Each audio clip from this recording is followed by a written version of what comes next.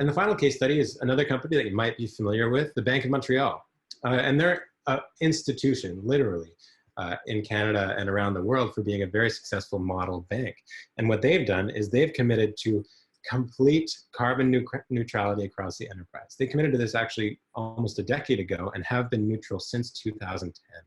It's quite an admirable target. They've used things like bullfrog power, where instead of investing directly in renewable energy to cover your complete energy demands, for those times where you still need to use carbon emitting tools, you can buy renewable energy to put into the grid to offset that through companies like bullfrog power. It's quite interesting. And they actively seek to support clients. They're one of these banks that we were talking about that is committing to ESG portfolios. They support clients with renewable energy and sustainability practices internally. So they try to put their money in places where their money is actually acting for the best interests of the planet.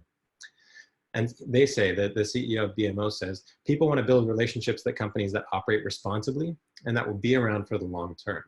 And one of the things that keeps coming up in the sustainability discussion is resilience. If you're looking at your long-term impacts and all of your risks and all of your impacts, it increases your resilience to potential risks that you wouldn't see if you weren't doing this due diligence. So he says that companies who do this will be around for the long term, and that's what they choose to invest in.